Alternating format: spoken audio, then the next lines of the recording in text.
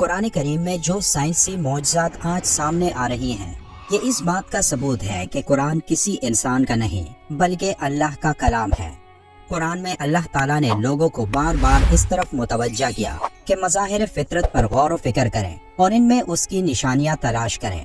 قرآن کریم کی ایک آیت میں اللہ نے اس دنیا کی سب سے حقیر اور کمزور مخلوق کی مثال بیان کی ہے، جس میں موجودہ مطلب کو سمجھ کر ایک انسان اس دنیا کا اصل مطلب جان سکتا ہے۔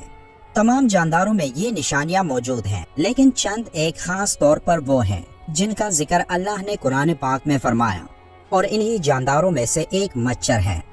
جب قرآن پاک میں مکڑی اور مکی کی مثال بیان ہوئی تو مشرک کہنے لگے کہ بھلا ایسی حقیر چیزوں کے بیان کی قرآن جیسی اللہ کی کتاب میں کیا ضرورت؟ تب اللہ نے ان کے جواب میں یہ آیات نازل فرمائی۔ اللہ تعالیٰ اس بات سے بالکل شرم اور ندامت محسوس نہیں کرتا کہ وہ کسی مچھر کی مثال بیان کرے یا اس کے اوپر کی کسی چیز کی۔ جو مومن ہیں وہ یقین کرتے ہیں وہ ان کے پروردگار کی طرف سے سچ ہے، اور جو کافر ہیں وہ کہتے ہیں کہ اس مثال سے خدا کی مراد ہی کیا ہے۔ اسی طرح اللہ ایک ہی بات کے ذریعے بہت سے لوگوں کو گمراہ ٹھہراتا ہے اور بہت سے لوگوں کو ہدایت دیتا ہے، اور اس سے صرف انہی کو گمراہی میں ڈالتا ہے جو پہلے سے ہی نافرمان ہیں۔ مچھر بے شک ایک معمولی اور غیر اہم سا جاندار ہے، مگر اس پر غور و فکر کیا جائے تو اس میں بھی اللہ کی بہت ساری نشانیاں دیکھنے کو ملتی ہیں۔ اللہ تعالیٰ نے مچھر کے لیے قرآن میں بعودتا کا لفظ استعمال فرمایا ہے، اور یہ لفظ مؤنث ہے۔ مچھر کی دنیا میں کوئی 3500 اقسام ہیں، اور ان تمام اقسام میں صرف مچھر کی مادہ ہی انسانوں، حیوانوں اور پرندوں کا خون چوستی ہیں، جبکہ نر مچھر نباتات اور پھلوں کا رس چوستا ہے۔ سوال یہ پیدا ہوتا ہے کہ مچھر کی جنسی شناخت تو آج کی میڈیکل سائنس کا کارنامہ ہے کہ آج ہمارے پاس ایسی جدید خوردبین ہیں جو کسی شے کو ہزاروں اور لاکھوں گنا بڑا کر کے دکھاتی ہیں، جبکہ قرآن نے بعودتا کا لفظ بول کر 1450 سال قبل بتا دیا کہ وہ مچھر جس سے انسانوں کو تکلیف پہنچتی ہے وہ مادہ مچھر ہے، نر نہیں ہے۔ منافقوں نے اگرچہ مچھر اور مکی کے چھوٹے پن کی وجہ سے قرآن پر اعتراضات کیے، لیکن اگر ان میں تھوڑی سی عقل ہوتی اور اس چھوٹے سے جانور کی ساخت اور بناوٹ پر غور و فکر کرتے تو سمجھ لیتے کہ اس کے بنانے میں باریک بینی اور عمدگی کی ایک دنیا صرف ہوئی ہے کہ جس سے عقل حیران رہ جاتی ہے۔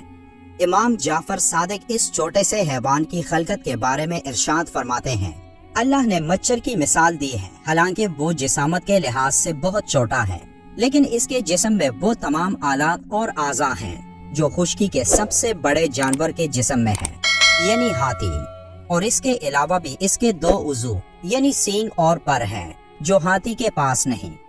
یہ ظاہر کمزور سا جانور جسے خدا نے ہاتھی کی طرح پیدا کیا، اس میں غور و فکر انسان کو پیدا کرنے والے کی عظمت کی طرف متوجہ کرتا ہے، خصوصاً اس کی سونڈ جو ہاتھی کی سونڈ کی طرح اندر سے خالی ہے اور وہ مخصوص قوت سے خون کو اپنی طرف کھینچتی ہے۔ یہ اتنا حساس ہوتا ہے کہ صرف کسی چیز کے اٹھنے سے خطرہ محسوس کر لیتا ہے اور بڑی تیزی سے اپنے آپ کو خطرے کی جگہ سے دور لے جاتا ہے، اور تعجب کی بات یہ ہے کہ انتہائی کمزور ہونے کے باوجود بڑے سے بڑے جانور کو عاجز کر دیتا ہے۔ حضرت علی رضی اللہ تعالیٰ عنہ نے فرمایا، اگر دنیا جہاں کے سب زندہ مخلوقات جمع ہو جائیں اور باہم مل کے کوشش کریں کہ ایک مچھر بنا لیں تو وہ ہرگز ایسا نہیں کر سکتے، بلکہ اس جاندار کی خلقت کے اسرار پر ان کی عقلیں دنگ رہ جائیں گی اور وہ تک کر انجام کو پہنچ جائیں گے۔ آج میڈیکل سائنس دانوں نے مچھر کی 3500 کے لگ بھگ اقسام کی کھوج کی ہے، لیکن یہ تعداد یقینی نہیں۔ اب ان کی کل اقسام کتنی ہیں یہ صرف ایک اللہ ہی کو علم ہے۔ میری طرح آپ میں سے بھی بہت سے دوستوں کے ذہنوں میں یہ خیال آیا ہوگا کہ آخر اس مثال کا مطلب کیا ہے، لیکن جب آپ ایک مچھر کی آنکھ کو دیکھیں تو آپ کا دماغ مفلوج ہو جائے گا۔ مچھر کی ایک آنکھ کے اندر بھی کئی آنکھیں ہیں، اور یہ تمام آنکھیں ایک ساتھ کام کرتی ہیں۔ جب آپ اس کے بارے میں جان لو گے تو تب آپ کے ذہن میں بھی یہ آیت کریمہ آئے گی۔ سائنس نے اس مچھر کے بارے میں بہت کچھ انکشافات کیے ہیں کہ یہ چھوٹی سی مخلوق کتنے انسانوں کی جان لیتا ہے۔ یہ تو بہت تفصیلی باتیں ہیں، مگر چند باتیں ایسی ہیں جو میں آپ سے شیئر کرنا چاہوں گا۔ مچھر کی 100 آنکھیں ہیں جو سب کے سب اس کے سر میں ہیں۔ ایک مچھر کے 48 دانت ہیں۔ اس کے 3 دل ہیں اور تینوں مختلف قسم کے ہیں۔ مچھر کے سونڈ میں 6 چریاں ہیں اور ہر چری کا اپنا کام ہے۔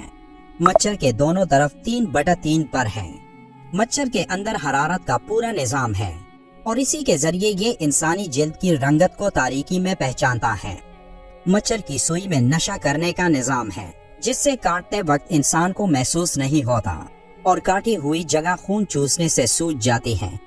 ایک مچھر کے اندر خون کا تجزیہ کرنے کا نظام بھی ہے، اس لیے وہ ہر خون نہیں چوستا۔ اس بارے میں سائنس کی سب سے حیران کن تحقیق میں یہ بات سامنے آئی کہ ایک مچھر کے اوپر اس کے پر ہوتے ہیں جو اس سے بھی ہلکے ہوتے ہیں، اور مچھر کے پر کے اوپر ایک مائکروسکوپک پیراسائٹ ہوتا ہے، ایک جاندار جو مچھر سے بھی حقیر چیز ہے، جو تمہیں اپنی آنکھ سے نظر بھی نہیں آتی۔ اللہ تعالیٰ کو تو تمہارے اعمال کی اور غلط کاموں کی مثال دینے کے لیے ایسی چیزوں کو سامنے لانے میں کوئی مشکل نہیں، اور یہی وہ چیز ہے جس کے بارے میں اللہ نے سورہ البقرہ کی آیت نمبر 26 میں مچھر کی مثال دینے کے بعد فرمایا۔ اللہ تعالیٰ اس بات سے بالکل شرم اور ندامت محسوس نہیں کرتا کہ وہ کسی مچھر کی مثال بیان کریں یا اس کے اوپر کی کسی چیز کی۔ اللہ ہم سب کو قرآن پڑھنے اور اس پر عمل کرنے کی طاقت عطا کرے۔ ویڈیو کے آخر میں ایک بار درود شریف پڑھنا مت بھولیے گا۔ ملتے ہیں ایک اور معلوماتی ویڈیو میں، تب تک کے لیے اللہ حافظ۔